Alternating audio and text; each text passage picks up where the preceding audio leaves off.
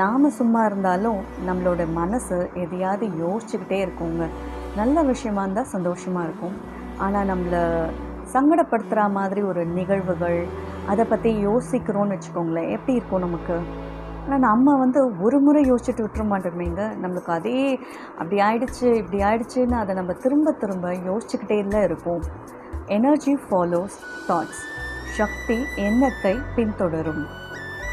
நல்ல விஷயத்தை நம்ம டிஸ்கஸ் பண்ணுறது, அந்த டூர் போனோம் இல்லையா, அங்கே போனோம் இல்லையா, அந்த கோவில் போனோம் இல்லையா, ரொம்ப ஜாலியாக இருந்ததில்ல, நம்ம இவ்வளோ என்ஜாய் பண்ணோம்ல, 5 வருஷத்துக்கு முன்னாடி இது இருந்ததில்ல, நம்ம இந்த மாதிரி ஒரு இடத்துக்கு போகணும்லங்கிற ஒரு பழைய ஞாபகங்களை செரிஷ் பண்ணுற மாதிரி ஞாபகப்படுத்தி அதை சந்தோஷமாக டிஸ்கஸ் பண்ணுறது அந்த மாதிரி நல்ல ஒரு சந்தோஷமான நிகழ்வுகள் நம்ம வாழ்க்கையில் உருவாகிறதுக்கு நாம் விதைக்கிறோன்னு அர்த்தம்.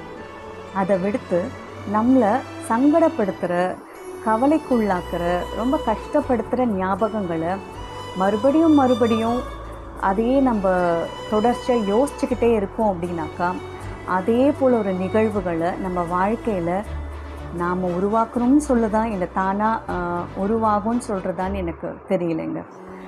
ஏன்னா இந்த உலகத்தை நாம் தான் உருவாக்குறோம். இந்த வாழ்க்கையில் நடக்கிற ஒரு விஷயங்களும் நாம் தீர்மானிக்கிறோம்.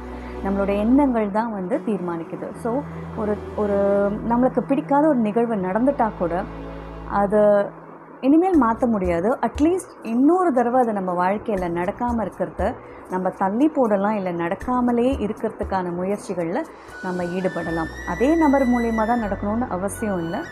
பட் வேறு யார் மூலயமா கூட நம்ம வாழ்க்கையில் நடக்கலாம். ஸோ தேவையில்லாததை பற்றியோ சங்கடப்படக்கூடிய ஒரு விஷயங்கள் பற்றியோ நம்ம ரொம்ப நேரம் பேசுகிறதோ ஞாபகப்படுத்துகிறதோ, இல்லை அதை இன்னொருத்தவங்க கிட்ட ஷேர் பண்ணால் என் மனசு பாரம் குறையுது அப்படின்னு சொல்லிட்டு அதை நம்ம பேசும்போது அந்த நிமிஷம் வேணால் நமக்கு கொஞ்சம் ஃப்ரீயான மாதிரி இருக்கும். ஆனால் நம்ம மறுபடியும் அதே ஒரு நிகழ்வை நம்ம வாழ்க்கையில் நடக்கிறதுக்கு நம்ம ஒரு விதையை போட்டிருக்கோம் அப்படி தான் அர்த்தம். சரிங்களா? So energy follows thoughts. நம்மளுக்கு தேவைப்படுற மகிழ்ச்சிகரமான நல்ல விஷயங்களை நம்ம ஞாபகம் வச்சுக்கலாம். நம்மளை டிஸ்டர்ப் பண்ணக்கூடிய சில விஷயங்களை இல்லை பல விஷயங்களை நம்ம தவிர்த்துடலாம். ஸோ மேனுவலாக மெனக்கெட்டு நம்ம மூடையும் மைண்டையும் அந்த ஒரு மாதிரி வர்றதா ஒரு தாட்டு நம்ம ஒரு மாதிரி டல்லாக இருக்குமா, அதை நம்ம தான் மாற்றணும். ஒரு நல்ல சாங் கேட்குற மாதிரியும், இல்லை நேச்சர் பார்க்குற மாதிரியோ, இல்லை வேலையில் நம்மளை மூழ்கி போய் ஈடுபடுத்துகிற மாதிரியோ ஏதோ ஒன்று நமக்கு என்ன வருமோ அதில் நம்ம மைண்டை டைவெர்ட் பண்ணிக்கிறது நம்மளுக்கு ரொம்ப உதவியாக இருக்கும். இதை என் ஃப்ரெண்டுக்கிட்ட ஷேர் பண்ணும்போது அவங்க என்ன சொன்னாங்க, ஓகே நான் இந்த டெக்னிக்கை ஃபாலோ பண்ணி என்னோடய ஹஸ்பண்ட் கிட்டே நான் ஒரு வேலையை நான் பண்ண போகிறேன் அப்படின்னு சொல்லிட்டு போயிட்டு, என்னங்க நான் தூங்கிட்டு இருக்கச்சு ஒரு கனவு கண்டேங்க. எனக்கு பிடிச்ச ஒரு நகை ரொம்ப நாள் முன்னாடி பார்த்தது, எடுத்து வைக்கணும் வாங்கணும் அப்படின்லாம் நினச்சிட்டு இருந்தேன். ஆனால் வாங்க முடியாமலே போயிடுச்சு.